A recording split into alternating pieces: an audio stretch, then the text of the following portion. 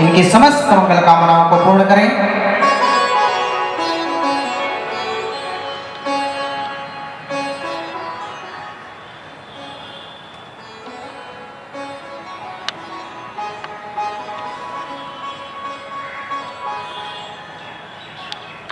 और पूज्य श्री महाराज जी का माल्यार्पण के द्वारा स्वागत अभिनंदन कर रहे हैं।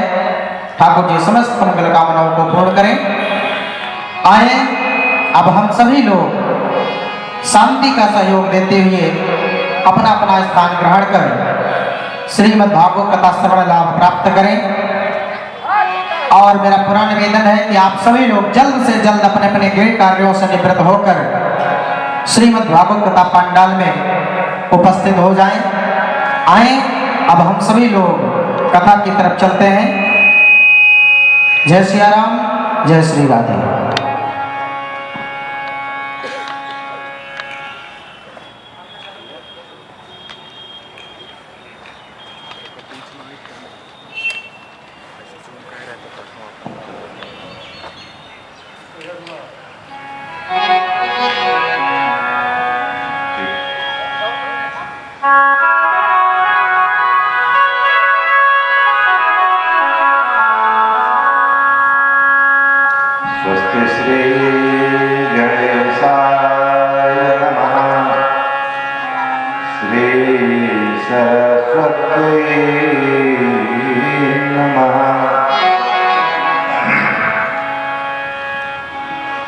अस्मद्गुरुभ्यो नमः।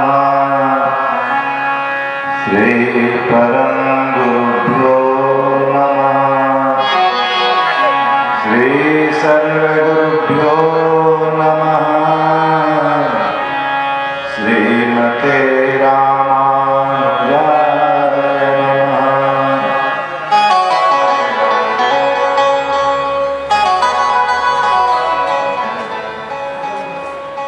ध्येयं सदा परिभवग्नमभीष्टदोषं तीर्थास्पदं शिवगिरञ्चिनुतं शरणं भृत्यार्तिहं प्रणतपालभवाधिभूतं वन्दे महापुरुषते चरणारविन्दम्। योऽयन्तः प्रवेश्य मम वाचमिमां प्रसुप्तां सञ्जीवयत् किल शक्तिधरस्वधाम्।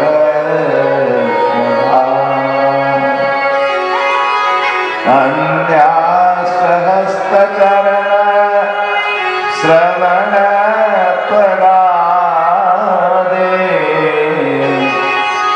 प्राणान्नमो भगवते पुरुषाय तुभ्यम्। सञ्चिन्तयेत भगवत चरणारविन्दं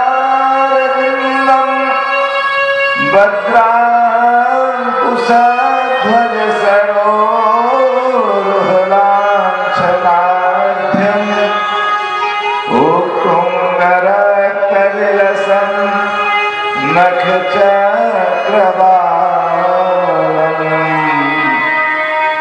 ज्योत्स्नाभिराहतनः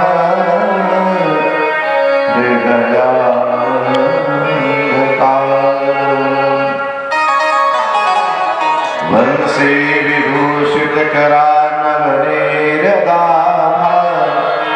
पीताम्बरारुणविन्दप्रा दरवेन्दनेत्रा कृष्णात्परं किमपि त्वमहं न जाने। कृष्णात्परं किमपि त्वमहं न जाने। नारायणं नमस्कृत्यं नरं चैव नरोत्तमं देवीं सरस्वतीं व्यासं ततो जयमुदीरयेत्।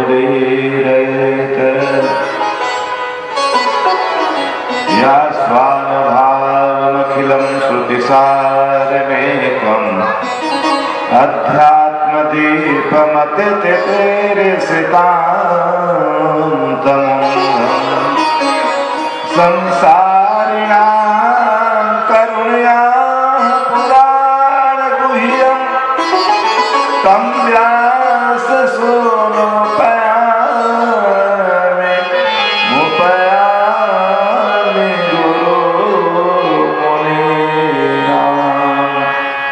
व्यासाय विष्णुरूपाय व्यासरूपाय विष्णवे नमोऽस्तु वै ब्रह्मनिधये वासिष्ठाय नमो नमः। मनोजवं मारुततुल्यवेगं जितेन्द्रियं बुद्धिमतां वरिष्ठं वातात्मजं वानरयोथमुख्यं श्रीरामदूतं शरणं प्रपद्ये। श्रीमद्भागवत महापुराणतिलकम् यद्वैष्णवानां धर्मम् यास्मिन्पारमहंसमेव ममनं ज्ञानं परं गीयते। तत्र ज्ञानविरागभक्तिसहितं नैष्कर्म्यमाविष्कृतं तस्मिन् विचारणपरो भक्त्या विमोचेत् नरः। कृष्णाय वासुदेवाय हरे परमात्मने प्रणतः क्लेशनाशाय गोविन्दाय नमो गोविन्दाय नमो नमः। लक्ष्मीनाथसमारम्भां नाथयामुनिमध्यमाम् अस्मदाचार्यपर्यन्तां वन्दे गुरुपरम्पराम्। वन्दे गुरुपरम्परा वन्दे गुरुपरम्परा।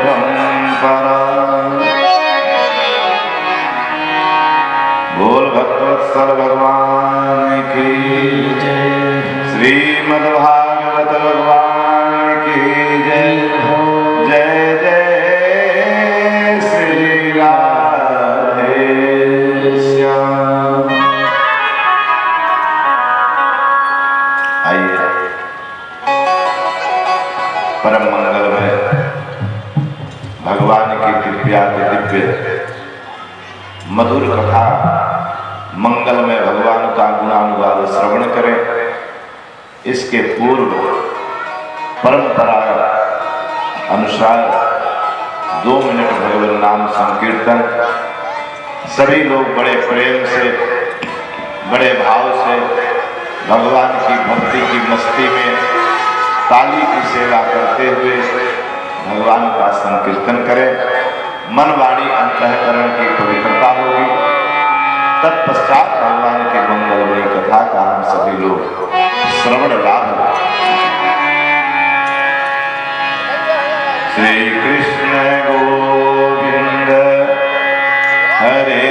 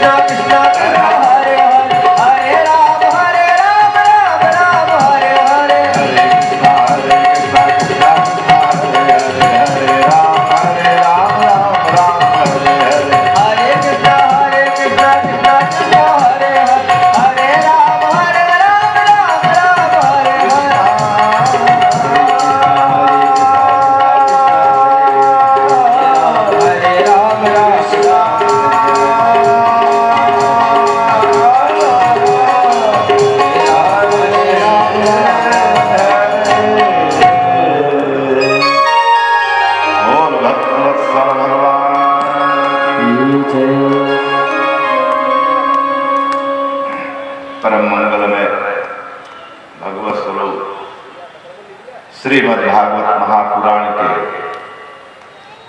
दिव्याति दिव्य मधुराति मधुर यह अमृतमयी कथा हम सभी लोग श्रवण लाभ ले रहे हैं। यह भगवान की बहुत बड़ी कृपा है। अकारण करुणा वरुणालय भक्तवान कल्पतरु दीन बंधु दीनानाथ कि ये अहेतु की कृपा के कारण ही भगवान की कथा श्रवण लाभ का हम सबको परम सौभाग्य जो प्राप्त हो रहा है, यह भगवान की कृपा से ही है। क्योंकि कहते हैं अलौकिकोऽयं महिमा मुनीश्वराः सप्ताह जन्योदपि विलोकितो मया मूढ़ा सठा ये पश पक्षिणोत्र सर्वे पिते निष्पापतमा भवन्ति। भगवान की कथा की महिमा बहुत अद्भुत है और उस पर भी ये सप्ताह यज्ञ की कथा तो और ही ज्यादा। इस कथा के श्रवण लाभ से मूढ़ा सठा, कितना भी मूढ़ हो सठ हो कैसा भी हो, यहाँ तक कि पशु पक्षिणोत्र पशुओं और पक्षियों के कान में भी यह कथा पड़ जाए तो सर्वे पिते निष्पाप तमा भवन्ति, वो सभी लोग निष्पाप हो जाते हैं और निष्पाप होकर के भगवान को प्राप्त कर लेते हैं। ऐसी अद्भुत महिमा भगवान की कथा की। कल आप लोगों ने सुना भागवत जी की महिमा से कैसे ज्ञान वैराग्य पुष्ट हुए, भक्ति मैया का उद्धार हुआ। यह जब नारद जी ने सनकादि ऋषियों से कथा सुनी तो प्रश्न कर लिया कि भक्ति ज्ञान वैराग्य का तो उद्धार हो गया, और क्या मनुष्यों का भी उद्धार हो जाएगा? अगर मनुष्यों का भी उद्धार हो जाएगा इस कथा के श्रवण से, तो कौन कौन से पापियों का उद्धार हो सकता है? के विशुद्ध्यन्ति वदन्तु मह्यं सप्ताह यज्ञेन कथा मयेन। इस सप्ताह यज्ञ कथा के सुनने से कैसे कैसे लोग पाप से मुक्त हो सकते हैं। सनकादि ऋषि कहते हैं नारद ये प्रश्न ही मत करो, क्योंकि मनुष्यों में पाप करने की उतनी सामर्थ्य नहीं है जितना इस कथा में निष्पाप कर देने की सामर्थ्य है। ये मानवाः पापकृतस्तु सर्वदा सदा दुराचाररता विमार्गा क्रोधाग्निदग्धा कुटिलाश्च कामिनः सप्ताह यज्ञेन कलौ पुनन्ति ते। सारे जीवन भर वह पाप करता रहा, सदा दुराचार का आश्रय ग्रहण किया।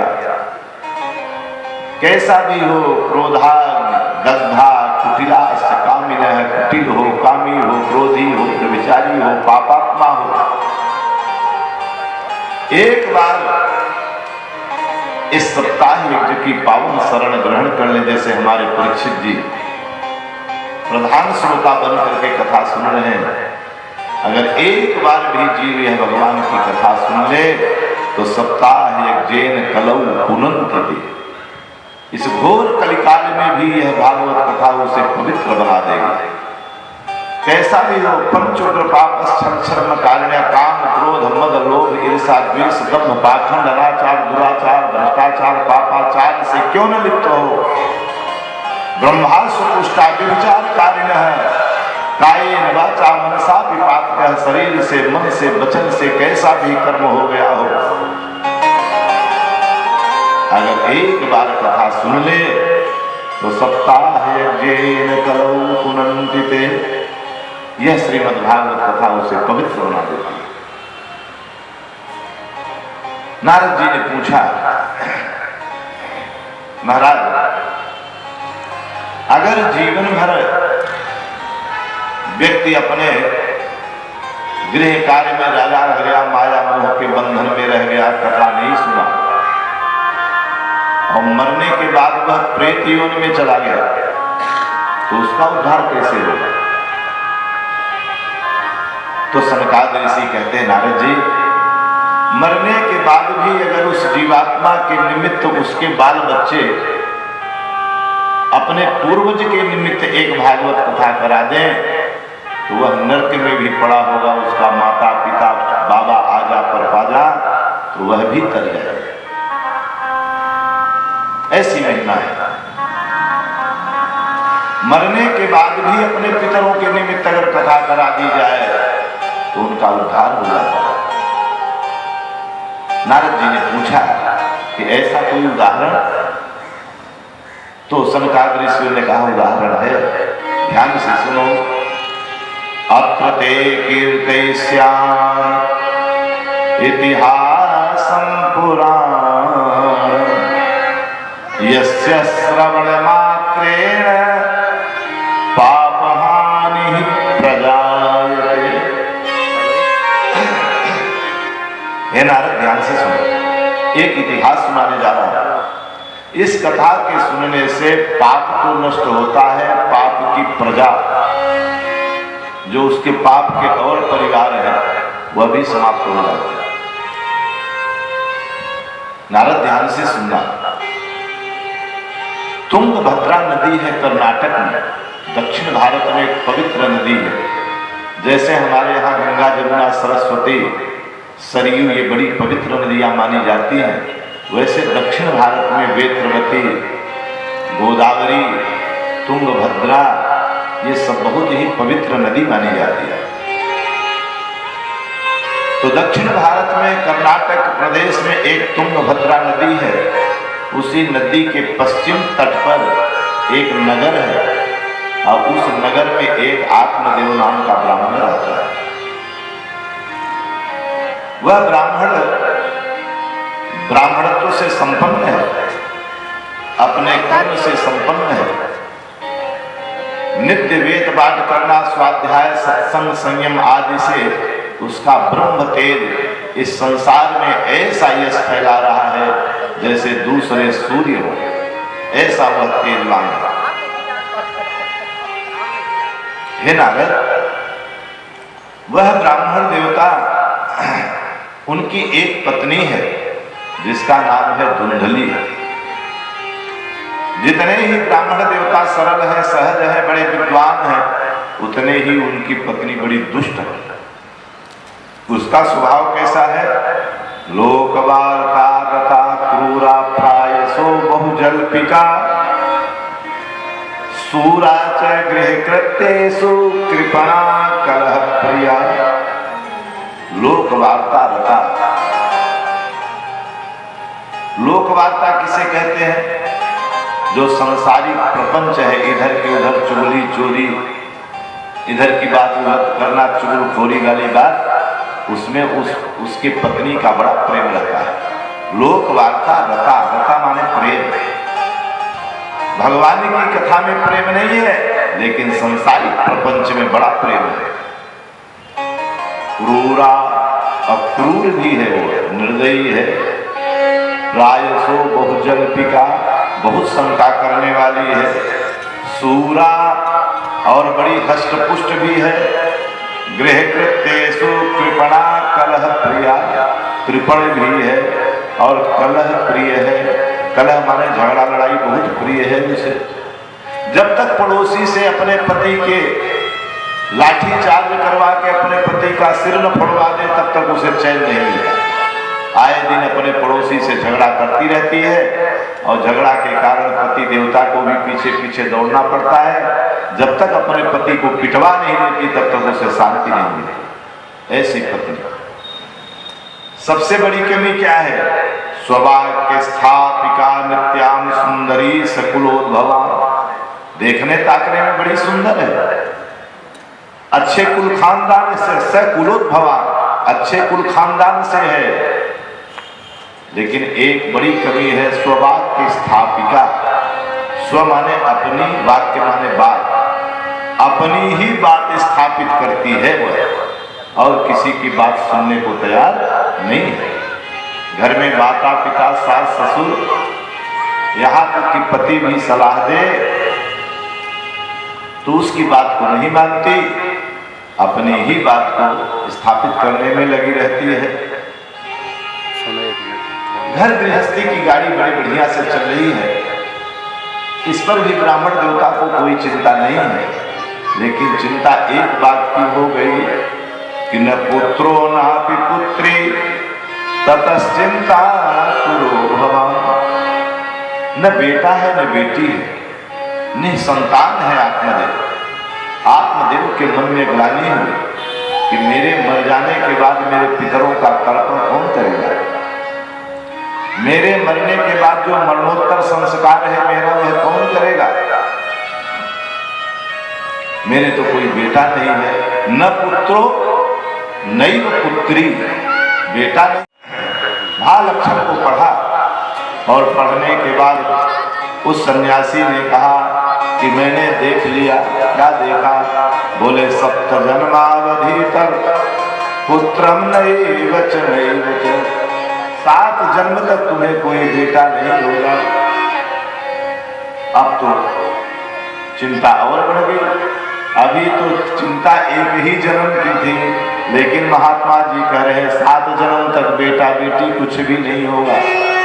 धड़ाम से सिर पटक दिया उनके मत्थे पर और बोला मैं यहीं मर जाऊंगा और मैं ब्राह्मण हूं।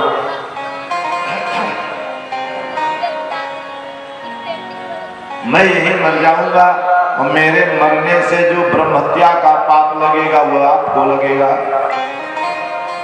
अब महात्मा भी चक्कर में पड़ गए, लेना एक न देना दो।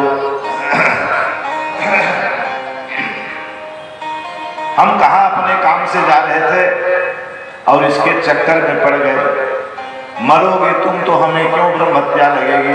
बोले क्योंकि मेरे दुख को आपने 7 जन्म के लिए बढ़ा दिया। मैं तो इसी जन्म के लिए दुखी था, इसलिए मैं मरूंगा तो मेरे मरने का कारण आप बनोगे और यह पाप आपको लगेगा।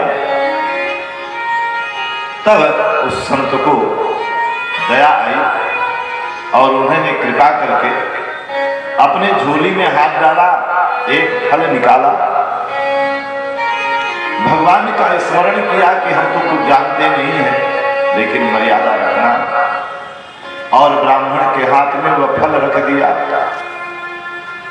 कहने लगे हे ब्राह्मण, यह फल ले जाओ, तुम अपने पत्नी को अपने हाथ से खिला देना और 1 वर्ष तक वह स्नान शौचादि क्रिया करके भगवान की कथा करे, सुने, भगवान की पूजा अर्चना अगर करेगी, सत प्रवृत्ति में मन लगाएगी और आहार व्यवहार बढ़िया रखेगी, तो 1 वर्ष के अंदर तेन पुत्रो अति निर्मल, बड़ा निर्मल बेटा पैदा होगा, क्योंकि यह भगवान का प्रसाद है।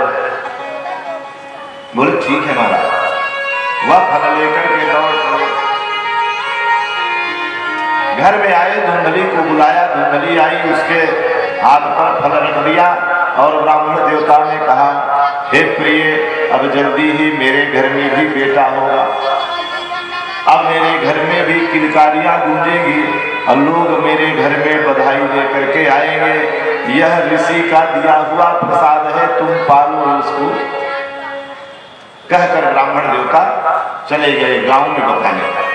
सबके गांव, अपने गांव में घूम घूम कर सबके घर जा जा करके बताने लगे कि चिंता मत करो, बहुत जल्दी मेरे घर में भी बेटा होगा। लेकिन जो ब्राह्मण संत ने कहा था कि अपने हाथ से खिलाना, वह बात भूल गए, अपने हाथ से नहीं खिलाया, कह दिया खा लेना।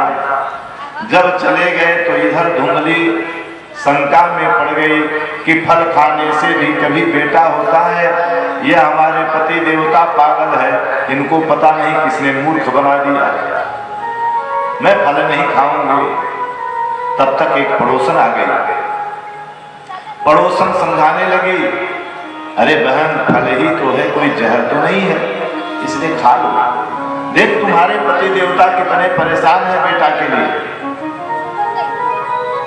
उसने कहा कि अगर यह मैं फल खा लूंगी तो मैं सही सही अगर गर्भवती हो गई तो पड़ोसन ने कहा यह तो बड़ी सौभाग्य की बात है, लेकिन एक बात है, फल भक्षेण गर्भस्यात् गर्भेणोदर वृद्धिता स्वल्प भक्षम ततो शक्ति गृह कार्यम कथम भवेत। अगर मैंने फल खा लिया और सचमुच गर्भवती हो गई तो गर्भेणोदर वृद्धिता, उदर वृद्धिता, पेट बढ़ जाएगा और पेट बढ़ जाएगा तो अल्प भोजन कम हो जाएगा।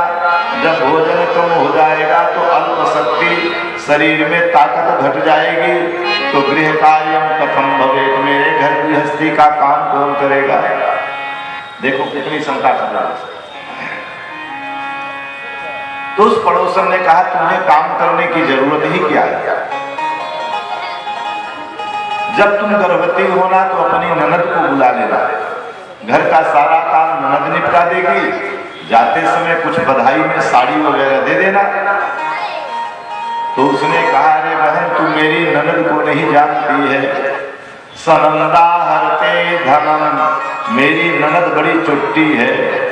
मैं 7 दिन तक तो जो है सूतिका गृह में बैठ जाऊंगी सोबर में, और तब तक मेरी ननद मेरा घर साफ कर देगी, सब बेच खाएगी, इतनी चुट्टी है, इसलिए ये ठीक नहीं है।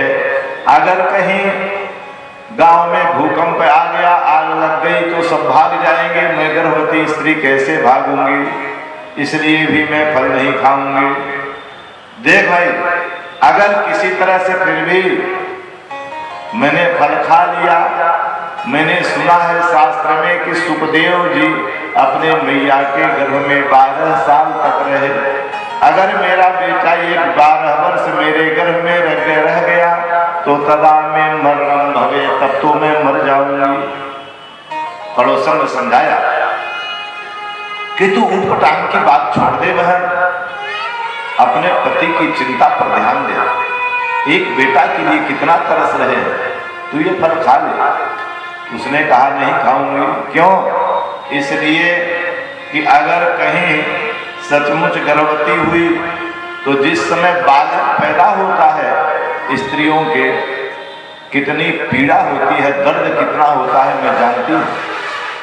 जिस स्त्री को जिस समय बच्चा पैदा होता है, आप कल्पना करेंगे, शास्त्र यह कहता है कि 20 हड्डी एक साथ टूटने में जितना दर्द होता है उतनी पीड़ा औरतों को होती है।